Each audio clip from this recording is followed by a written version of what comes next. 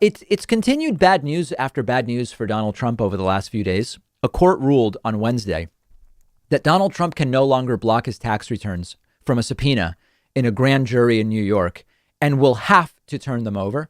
This is part of the investigation into Donald Trump's business practices, and it's all falling apart for him. This was a 3-0 decision in the Second U.S. Circuit Court of Appeals. The decision is Trump must turn over his tax returns. Great, right? So now the prosecution gets the tax returns, right? No, not yet. Donald Trump's lawyer, Jay Sekulow, you might remember him from the impeachment hearings, says that they will now appeal to the Supreme Court. An agreement was reached where this decision from the lower court won't be enforced for almost a couple of weeks so that Donald Trump can appeal to the Supreme Court. So bottom line, these prosecutors are not going to have Trump's taxes before the election. Even if these prosecutors get Donald Trump's taxes, that doesn't mean that we get them from them. But something has changed. We've already learned a ton about what is in Donald Trump's taxes from that bombshell New York Times report from, I think it was about 10 days ago, although at this point it feels like 6 months ago, where we learned that Donald Trump paid no federal tax in 10 of the last 15 years. We learned that Donald Trump paid only $750 in federal taxes in 2016 and only another $750 in 2017. We learned that Donald Trump has more than $420 million in debt. So the real reason that this decision matters is that Trump is clearly becoming unglued, and this won't help. Whether Trump has been experiencing steroid-induced mania for the last few days from the dexamethasone prescription for his COVID, or it's the polls that are triggering him or whatever, he has been unhinged even by his standards. And we may see, I don't know what the next week will bring. I don't know what this weekend will bring. By Tuesday, when we're back from the holiday, Donald Trump may have already descended into a full-blown public narcissistic rage. I was actually thinking the other day, imagine if Donald Trump realized he could go live on Twitter via video, and imagine he just did it and went live and went completely crazy. It would truly be something else. And what has been sort of like a simmer for a few days is quickly becoming a rolling boil. And it could be that way by election day if things keep going this way. The Supreme Court appointment now appears as though it could be delayed. Don Jr. reportedly thinks Donald Trump needs an intervention. I don't yet believe that we've reached the low point, the sort of full bottom or the full climax, really, of Donald Trump's rage yet.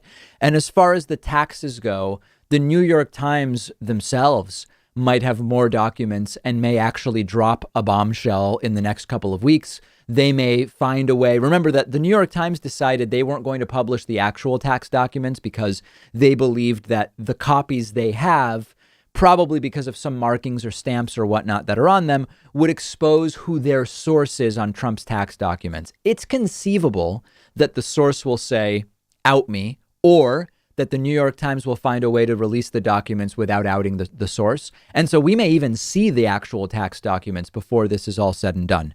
After this decision was made by the court, Donald Trump quickly went nuclear. Within minutes of the decision, he went to Twitter to deliver another all capital letters rant where he said, wow, now do something about this. The biggest of all political scandals in history, Biden, Obama, and crooked Hillary led this treasonous plot. Biden shouldn't be allowed to run, got caught.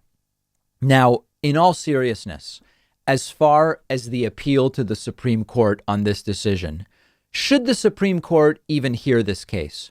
Of course, it's the president. And of course, Donald Trump has every right to appeal each decision against him on different grounds if that's what he wants to do. But at some point, does it become frivolous? Different legal experts have different perspectives on that. But I suppose at some point we will see. So the plan for today and for next week, we are going to hear from some of you. We are going to talk later on in the program about whether Trump's coronavirus helps or hurts him, how long I believe it will take the final results of the 2020 election to be given to us.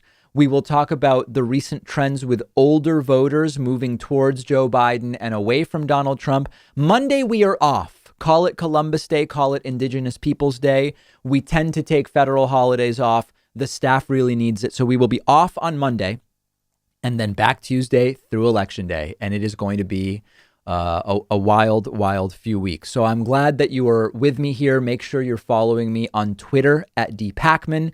Membership always is the best way to support our work and the show. You can grab a membership at joinpakman.com. And you have only about 3.5 weeks left to use the coupon code 2020 now. We started the coupon code 2020 now when I used my judgment to determine it is now the election. The election has started. That code will work until November 3rd, and then it is bye-bye. 2020 now saves you 66% off of the membership of your choice. Grab one at joinpakman.com, and we'll be back right after this. Every single day, the Trump administration shows us what happens when anti-science Christian conservatives have power in government on everything from climate change to fighting this pandemic. We cannot afford another 4 years of Donald Trump. One of our sponsors today is the Free Thought Equality Super PAC. Both they and I want to remind you that voting against Donald Trump in the presidential election is one of the most important things you can do right now. If you want religious conservatives to have less power and you want science to have more influence in government, make sure you're registered to vote. Make the commitment to vote on or before November 3rd. I also encourage you to check out the Center for Free Thought Equality, which is an advocacy group that promotes evidence-based public policy and supports secular candidates running for office. Becoming a member is completely free, gives you access to tons of excellent resources related to secularism in politics. Just visit cfequality.org. You can find the link right underneath this video. This message was paid for by the Free Thought Equality Super PAC and is not authorized by any candidate or candidates committee.